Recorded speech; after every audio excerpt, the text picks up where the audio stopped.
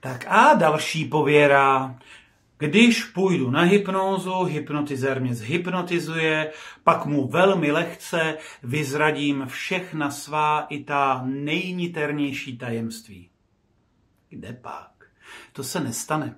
Totiž i v hypnóze vaše tajemství zůstávají vašimi tajemstvími.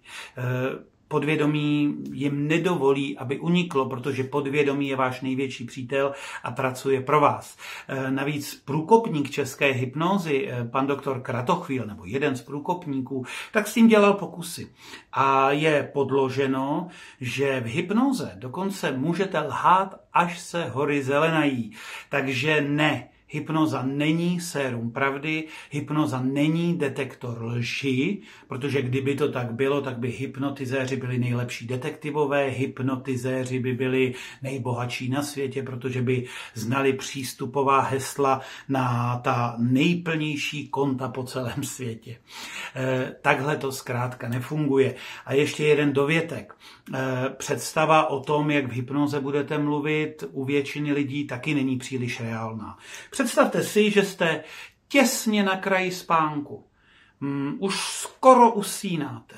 No a já vám začnu klást otázky a budu po vás chtít, abyste mi odpovídali. Je velká pravděpodobnost, že jakmile se zasoustředíte na to, co vám říkám, na tu otázku a budete chtít odpovědět, tak vás to z toho stavu na kraji spánku vyhodí úplně ven. No ale v tu chvíli už nejste v hypnóze, takže opět plně funguje vědomá mysl a nedovolí, abyste prozradili svoje tajemství. Takže tajemství zůstává vaším tajemstvím, PIN vaší bankovní karty zůstane tajemstvím vaším a vaší banky.